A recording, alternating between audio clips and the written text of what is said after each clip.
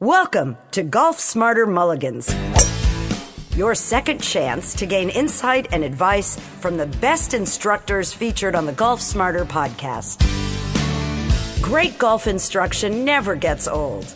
Our interview library features hundreds of hours of game improvement conversations like this that are no longer available in any podcast app. Most amateurs that I see, when you ask them to hit a shot, they walk in and they align their body first. So first and foremost, I'm a huge advocate of when you walk in, setting the golf club in first to your intended target area and picking a spot maybe just in front of your ball, a divot, piece of grass, is a wonderful way to work on aiming your club face properly.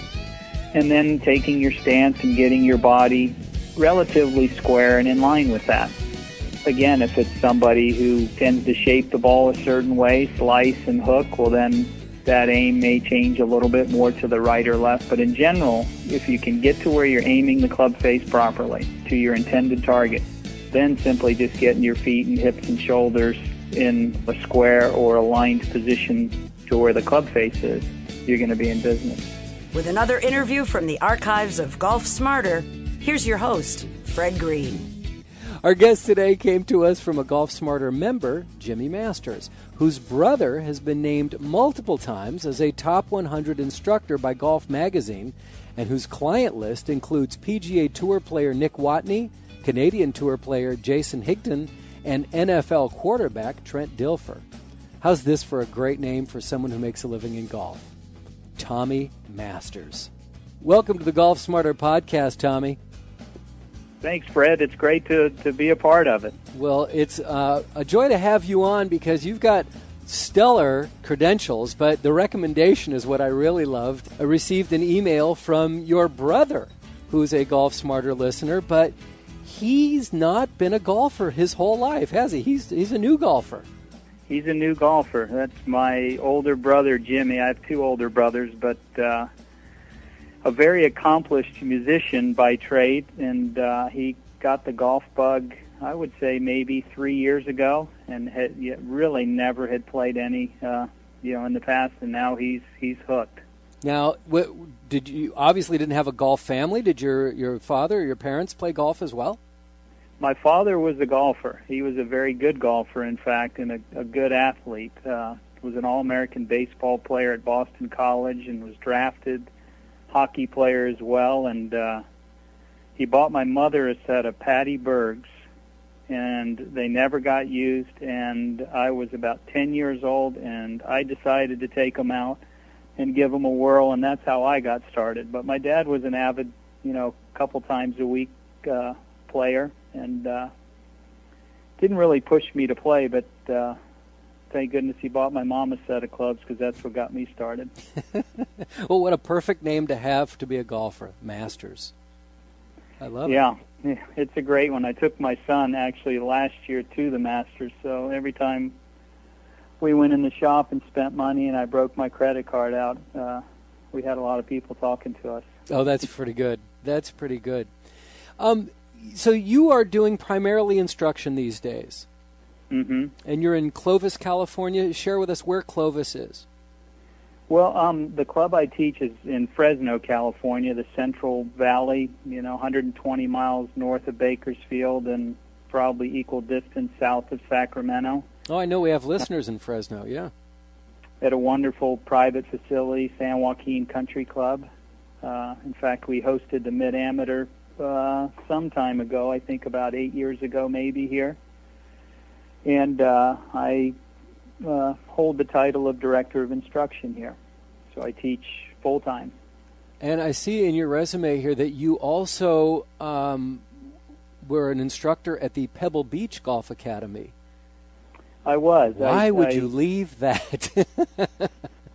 Well, I finished a playing career in 1996, and my dear friend and mentor, Laird Small, is the director of the Pebble Beach Golf Academy, who actually worked with me when I played and have known him for 20 years. And I still do occasionally some corporate-type stuff in golf schools over there, but not as much as I used to, but that was my association, and you could still say I'm an associate instructor with them.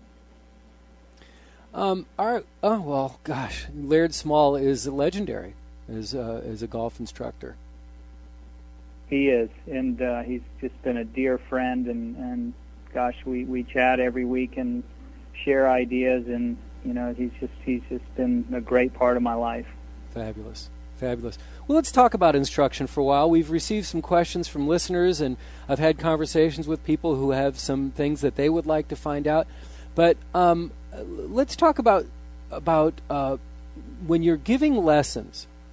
Most of the lessons that I see are, on the driving range and, working on swing mechanics and stuff. But I want to know about playing lessons, the value of playing lessons. Having the instructor going out with the golfer. Do you find that there's value in doing playing lessons, or is it better just to work on swing mechanics?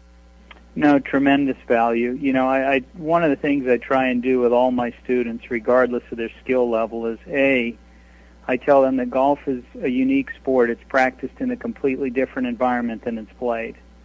And I try and get them to do one or two things, to certainly do a lot of simulated practice on the range to try and create that, feel of being on the golf course. But every opportunity I have, which is really nice here at San Joaquin, because I can go out on the golf course a lot with a lot of my members and students, and I want to see them exposed out there. I want to see how they do out there and transfer skill sets from the range, so it's extremely important.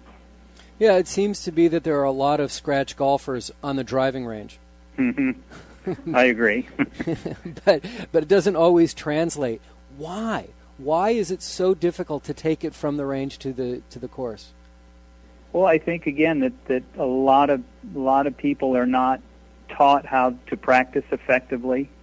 I mean, they can go out there and repeat a motion and do something, but then give them one ball on the driving range, one target, make them go through their routine and see if they can execute it. And if they can't, then they have to continue to work on going through that process and being able to execute a golf shot. And, the same thing when they go on the golf course. They can't go out there. I'm an advocate of, I write a lot of notes to my students, on what we've covered in a lesson. But I try and get them to go, okay, you can take one thing from the notes today and go to the golf course. You can't sit out there with your Tommy notes over the golf ball. You have to go out there and learn to play golf and learn to execute a golf shot. And so I think it can be done in both environments. But, I loved when Tiger came back at the match play, and the question was posed to him in an interview that you haven't competed in 10 months or whatever it may be, how you think you're going to do? And he said, I've been competing for 2 months, which tells you the type of practice that he implements. He goes out and works on his mechanics, but he's out on the driving range, I know, recreating shots, going through his routine, and amateurs just don't practice that way. What kind of advice would you provide to us to help us take that from the range to the course? Well, I would say first you want to build a pre-shot routine that's very consistent. If any of your listeners are tennis players, I'd ask them how many times do they bounce the tennis ball before they toss it to serve. Any former baseball players, what was their routine at the plate? Basketball player, 2 bounces, and most of them will come up and go, yeah, that's what I did. So I would first try and get them to develop a good pre-shot routine, and then I would get them to go out and work on mechanics. Maybe if they had an hour, they could do 20 minutes of mechanics, 20 minutes of hitting golf shots. Maybe you only get 1 shot to 1 flag. Also, a great thing is to play holes on the driving range to simulate a tee shot between, two flags or whatever it may be. Let's say you slice it, so then the amateur has to go and, okay, I have to hit a low punch 4-iron and run it back into the fairway. Playing and practicing more into that mentality and mindset will help them, so when they go to the golf course, it's not so so foreign to transfer that skill set.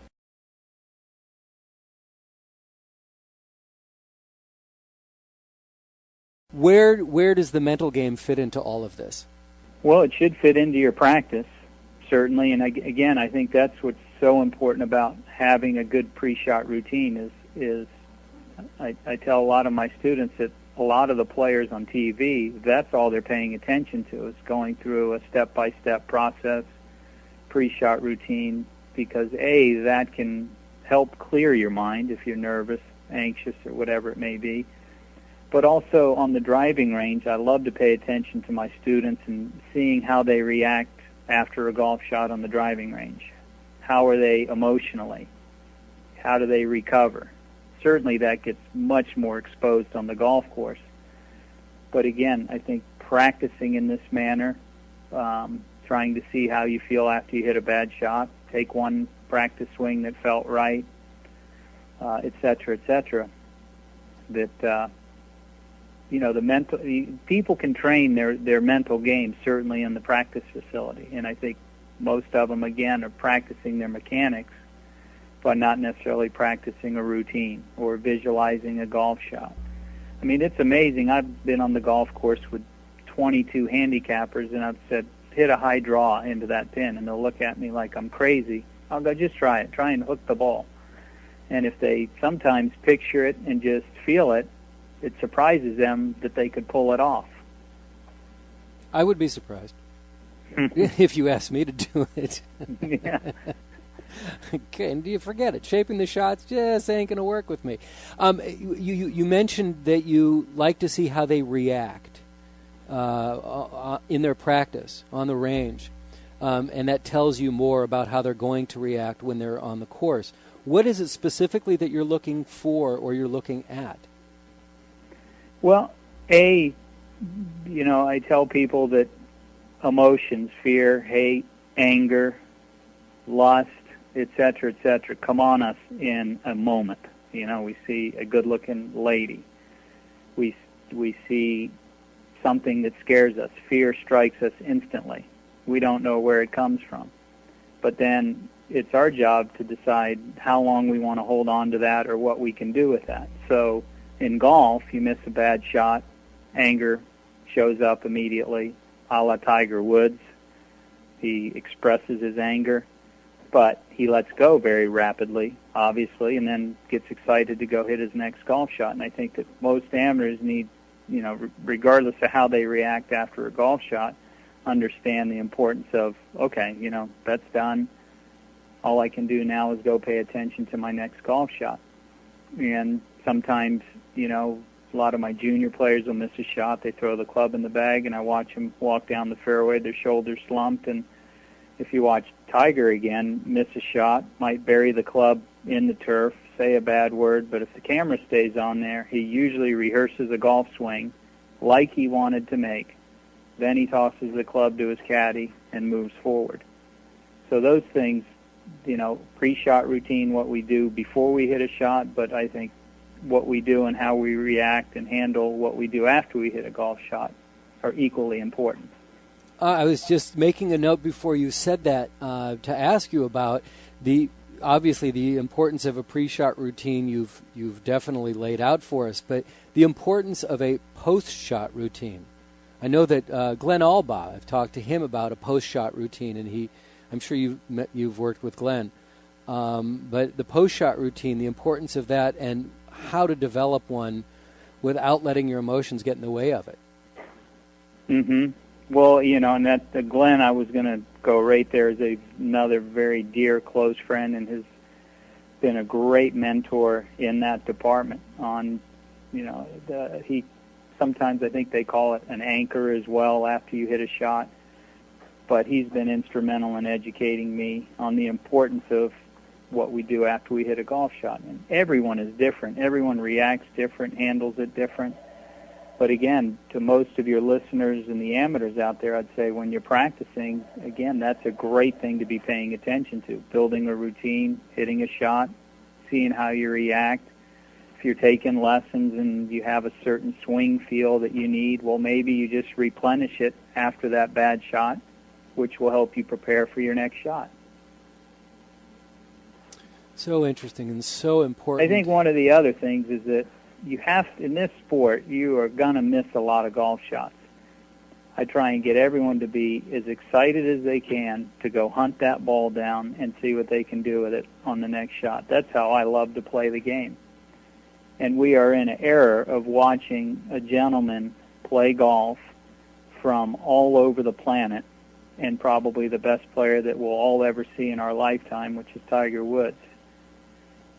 And I think he just really embraces going in the trees, going in the rough, going wherever he may be, and going, you know, I'm still going to beat these guys' brains in, and I can't hit it in the fairway today. And so I think amateurs need to look at it. You're going to miss a lot of shots, but if you have an attitude, okay, this is exciting. Let me go in here and see what I can do. It really helps change your mindset. I will definitely testify to that. I know that there are times when I play, when I hit it in the bunker and I'll laugh about it and saying, oh, this is going to be fun. I'm going to enjoy this. I have much better results than if I get angry like, oh, that's not where I wanted the ball to go. Well, of course that's not where I wanted the ball to go. But if I just change the attitude on how I approach it and what I want to do with it, it really makes a huge difference. Yeah, that's wonderful. I thought it was really interesting that you said how Tiger embraces it when he, is putting himself all over the place, and he gets himself into a difficult situation. He embraces it. Yeah, that's my personal opinion, but I don't think there's any way he could do what he's done from the places he's played from if he had any other approach than that. And I think many of the other guys out there certainly play that way. Yeah. Do you find that the young phenoms that are coming up and these teenage players who can hit the ball a ton, have the ability to shape their shots and stick it where they want, do you think that their lack of maturity is the biggest hindrance to their greater success? Junior players in general? Oh, I'm talking about these young players that are just, approaching the pro levels and playing in the bigger tournaments. Mm-hmm. Yeah, I mean, the game has certainly changed so much that it's not as artistic as it used to be, but I think that is probably going to come back somewhat once they change the grooves on the tour and so forth, and guys are going to have to hit the ball in the fairway more. But there is, to me, the sad thing is I think there's an artistic element to the game that has certainly disappeared, not from a Tiger Woods or a Phil Mickelson, but my advice always to the younger players coming up is to learn to curve the ball and learn to hit at different heights and learn to hit at different distances, learn to hit a 7-iron 140 yards and hit at 150 and 160, and I'm very animate about teaching that up on the practice facility and so forth with most all of my juniors. It's so interesting because it seems like when I'm watching people practice that they're trying to hit every club the maximum distance that they can. I'm just fascinated by the word that you used, artistic, and that they don't find better ways to use each club. They just want to get one use out of each of their clubs. Are you an advocate of carrying more wedges than, say, fairway woods or hybrids so that you can be more consistent or give yourself more opportunities on the shorter shots? Yeah, for a lot of players I am. I think most amateurs today need to be top and bottom heavy. Plenty of stuff on the top, the hybrids and woods, and then plenty of stuff on the bottom, which would be wedges and gap wedges and so forth, because that's a majority of the clubs that they're going to hit. Some people do better with 1 or 2 wedges and others 4 wedges perhaps. I think it's a great question and something that most players should just go out there and explore and spend time with a golf professional and see if that fits into their system, or they may do better with just 1 or 2 wedges and learning to adjust distances that way. But are you also advocating reviewing your 5, 6, 7, maybe 8 irons and saying, okay, this is where if I have to eliminate a club, I should do it from this stretch of clubs? Yes, usually the 5 iron. Usually the 5 iron. I haven't hit a 3 iron in 10 years, and my 4 iron's about ready to go because the hybrids are just so easy to hit. Okay, there's some advice. That's good. And the modern golf ball doesn't do what the old golf ball did. It's the other thing I also educate my students on is today's golf ball doesn't get in the air as quickly and easily as the old soft golf ball that spins, and that's one of the reasons you see even the best players in the world no longer carry. There's not many 2 irons out there left, and a lot of them not carrying 3 irons just because the golf ball they play does not get in the air as easy, and they're going to hybrids and 7 and 9 woods and lower center of gravity clubs. And a lot of the amateurs that are out there that don't have a lot of swing speed, then a 4 iron and a 5 iron, they don't have the speed to elevate the ball. But a 9 wood, 11 wood, a 25-degree hybrid has so much more loft, gets the ball in the air a lot quicker and easier. Very interesting.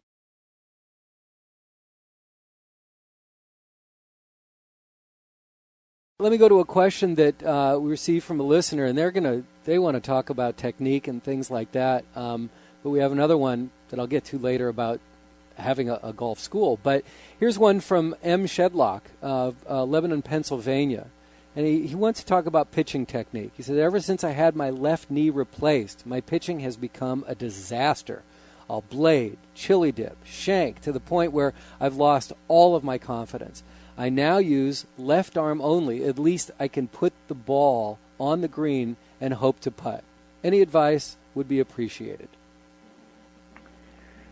Well, I would first, he's chipping left arm only. Yeah. I would try some right arm only as well, for starters. And then secondly, I would pose the question, when most people that I see when they're chipping, they tend to keep their body too still, focus too much on the golf ball, don't pay enough attention to rhythm and flow, and allowing their body to turn back and turn through the golf shot, even from 10, 15, 20 yards. And I think a good thing would be for this listener to go out and hit a full pitching wedge, whether it, say, hits at 100 yards, then hit one 3/4, then hit one half, then hit one quarter swing, but still making the same motion, same movement pattern in his body and so forth, but just on a smaller scale.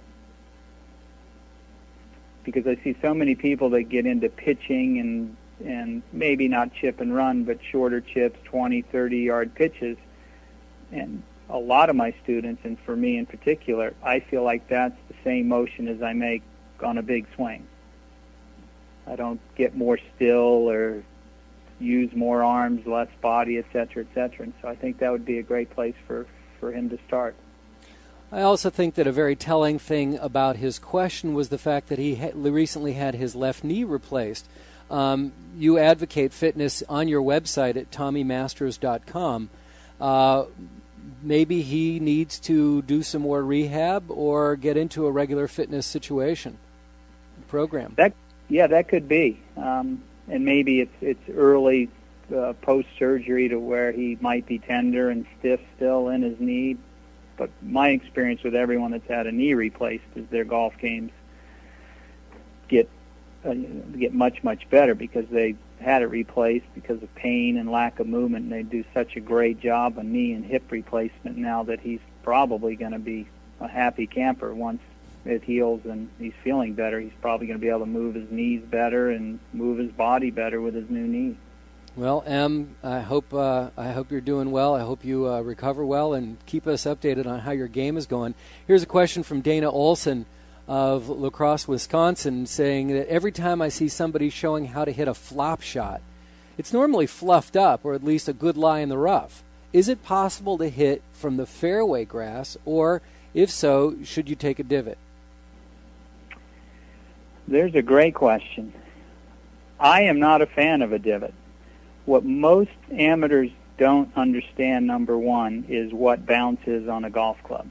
And this could be an hour-long conversation, but that question, that listener should, A, go spend some time with a qualified golf instructor and have that instructor make them understand what bounce is. Because a sand wedge has a leading edge, it has the sole or the bottom of the club, and the bottom of the club is there for a reason. And if people learn to use the bottom of the club, then you can skim a golf ball off the tightest surface known to man. And that person, wedge technology is tremendous now. There's wedges with different lofts, different grooves, and different bounces. And one of the things we do here is to go up and spend a lot of time with our students. We have wedges everywhere to try and find what the appropriate bounce to a wedge is. And to further that question, last year at the Masters, one of the things my son said to me early on is he said, "Dad, they don't take divots with their wedges around the greens." And I showed him the surface, and I said, "TJ, look how tight the surface is. It's like a putting green." And so you do not want to be coming in steep to that surface and taking a huge divot, because if you don't hit the back of the ball just right, you're in trouble. And what they do is they come in very shallow and underneath the golf ball and allowing the bounce to work. Wow. That boy, you don't hear many people having that conversation about not taking a divot. Yeah, and another great thing to do is to hit sand wedges like that off a tight lie with your right hand only. And that will help you feel that you could scoop the ball off the turf, because most people are taught to chip with their hands forward and their weight forward and come down and pinch the back of the golf ball. That is a wonderful way to chip and pitch. But you can also get the golf club to work underneath the ball, not having your hands forward. And you'll see articles. There was one last month with Jeff Ogilvy in Golf Digest hitting chips with his right hand and no divot and scooping the golf ball off tight turf. So that is permissible. Very interesting indeed. Eric Hernandez wanted to know, wanted me to ask you specifically about the best way to align yourself to the target. Now, he's not talking about hitting a draw or the fade. He just wants to stick it close. He says, "I know Butch Harmon talks about the railroad track visual, so I think that implies that the shoulders should be pointing to the flagstick. Now, don't train tracks look like they're getting closer together as they go farther away?" He says, "Sometimes after a round of golf, I feel like throwing myself on the train tracks, but that's a whole other issue." Well, that goes back to having a good pre-shot routine designed for aim and alignment, using tools on the driving range, a club or two on the ground. But most amateurs that I see, when you ask them to hit a shot, they walk in and they align their body first. So first and foremost, I'm a huge advocate of when you walk in, setting the golf club in first to your intended target area and picking a spot maybe just in front of your ball, a divot, piece of grass, is a wonderful way to work on aiming your club face properly. And then taking your stance and getting your body relatively square and in line with that. But again, if it's somebody who, tends to shape the ball a certain way, slice and hook, well, then that aim may change a little bit more to the right or left. But in general, I think if you can get to where you're aiming the club face properly and your to your intended target, then simply just getting your feet and hips and shoulders in what I would call a square or aligned position to where the club face is, you're going to be in business. Fabulous.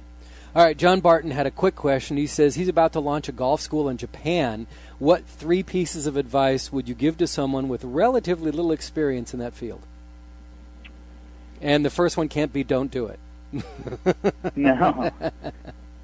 Well, one would be to create a really, really great, the best learning environment he could create. From video equipment to the facility being in perhaps an isolated area that's not disturbed, having all the tools and some training aids and so forth that can help people better understand and maybe see and feel their golf swing. I think just the environment, the better the environment, the better the student, the opportunity for them to learn. Number 2 would be to be as professional as you can be. Be very informative, create a very, very professional environment that's always on time,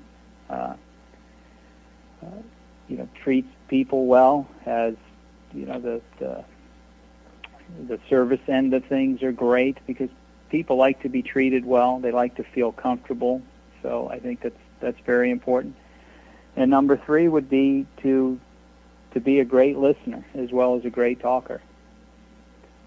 Make sure that, when you do a golf school or you're teaching private or whatever it may be, that, you listen to the students, you listen to their needs and try and understand what they're bringing to you as much as what you're trying to bring to them.